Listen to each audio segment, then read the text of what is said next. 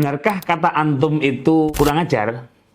Beredar sebuah video jamaah yang bertanya kepada seorang ustadz dengan diksi antum atau yang bermakna kamu laki-laki banyak. Antum kan seharusnya untuk menunjukkan kata ganti laki-laki banyak, bukan orang satu. Dan ustadz tersebut mengatakan bahwa ini adalah bentuk kekurang ajaran. Berikut ini videonya. Assalamualaikum Ustaz. Waalaikumsalam warahmatullahi. Semoga Allah menjaga antum dan keluarga antum. Ini salah satu permasalahan jemaah. Segelintir kita, ikhwan kita yang baru mengaji semuanya main antum. Sampai-sampai umur kecil panggil bapak antum. Antum ni tahu tak maksudnya apa?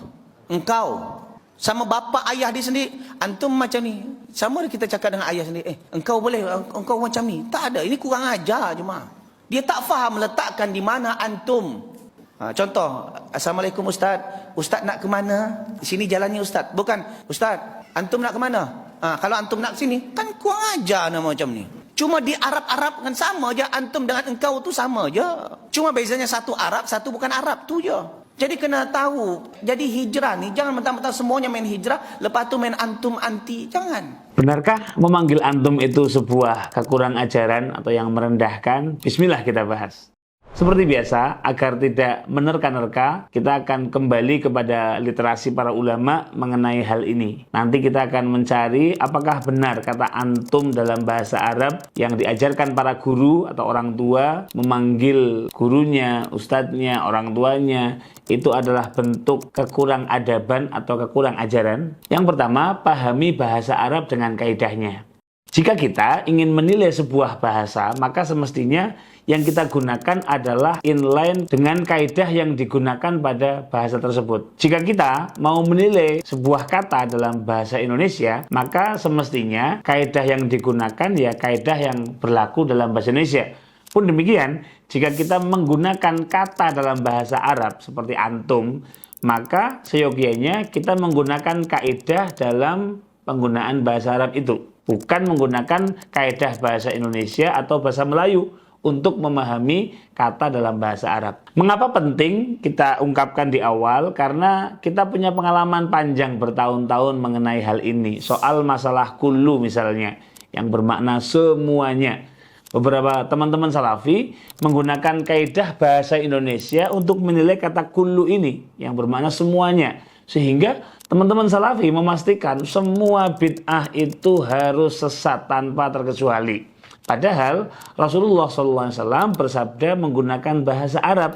Maka semestinya kita menilai kata kullu sesuai dengan ilmu gramatika Arab yang berlaku. Nyatanya ada banyak sekali bukti baik dari Al-Quran ataupun hadis yang bisa kita ambil sebagai contoh bahwa kata kullu itu tidak selalu bermakna seluruhnya tanpa terkecuali. Teman-teman bisa melihatnya dalam video berikut ini.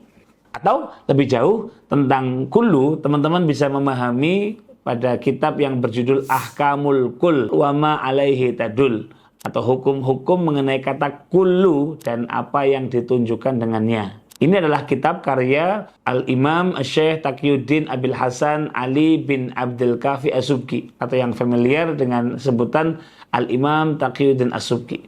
Kembali ke kaidah bahasa Arab.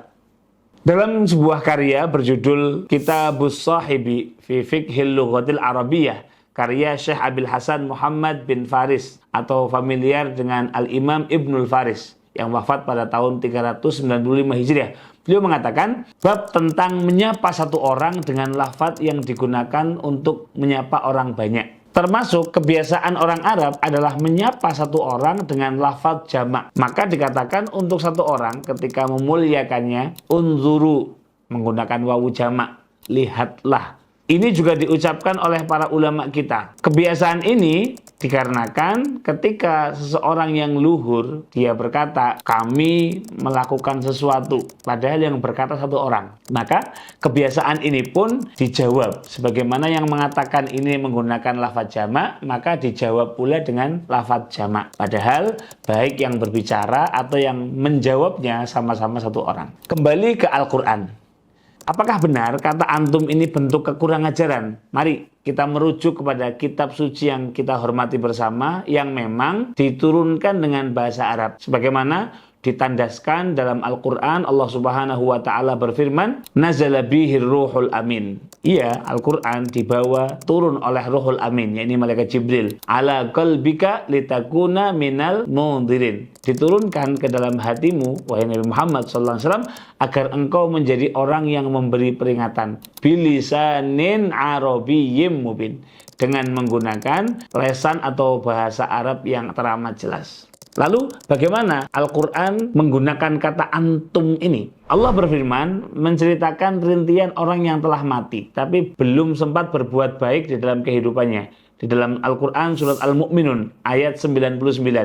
Allah berfirman, hatta idza jaa ahadahumul mautu qala rabbirji'un. Demikianlah keadaan orang-orang yang menyesal ketika datang kepada mereka kematian, maka dia mengatakan, ya Tuhanku, irji'un, kembalikanlah aku ke dunia. Perhatikan baik-baik, kata irji'un ini adalah bentuk fi'il amr jamak. Yang pernah belajar bahasa Arab pasti tahu kalau satu orang harusnya irji'ni, bukan irji'uni, karena yang diajak bicara dalam hal ini yang jadi mukhatab, kata ganti kedua, itu adalah Allah Subhanahu wa Ta'ala yang Maha Esa. Tapi kenapa menggunakan diksinya irji'uni bukan irji'ni? Maka Al-Imam Al-Qurtubi dalam tafsir beliau yang sangat fenomenal, Al-Jami' li Ahkamil Quran, atau yang kita kenal dengan tafsir Al-Qurtubi, juga menerangkan sisi kebahasaan ayat ini.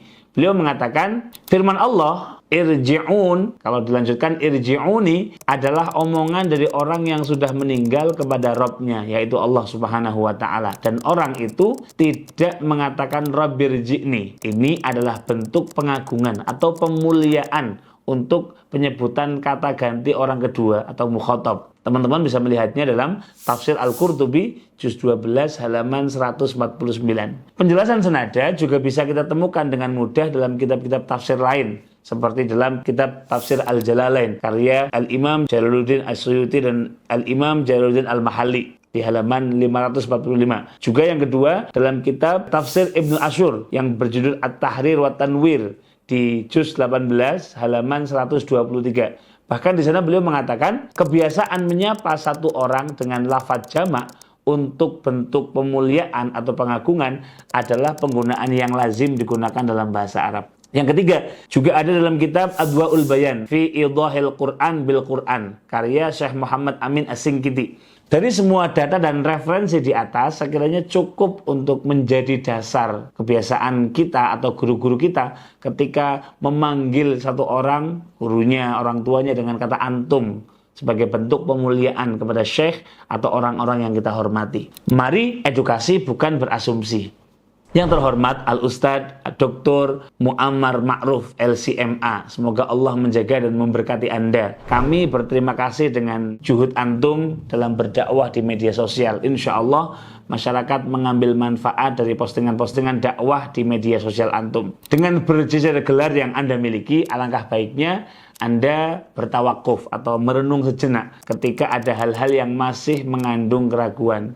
Selain masalah kata antum ini, kami juga pernah menjumpai tuduhan antum yang cukup menyakitkan soal haul pada video berikut ini. Haul adalah satu majlis yang dibuat untuk memperingati kematian Fulan bin Fulan. Dan ini bukanlah bahagian daripada ajaran yang diajarkan oleh Nabi SAW. Tapi ini adalah rekaan segelintir para ustaz. Dan biasanya dia buat rekaan ini kerana ada kepentingan-kepentingan tertentu, benih-benih income. Kita berjuang agar masyarakat tidak terbiasa dengan logical fallacy berupa generalisasi yang sudah teramat akut menjangkiti halayak. Apakah jika ada suatu pengajian yang berorientasi kepada keuntungan, lalu kita mengatakan bahwa semua pengajian itu salah dan menyamakan dengan pengajian yang berorientasi pada keuntungan tersebut?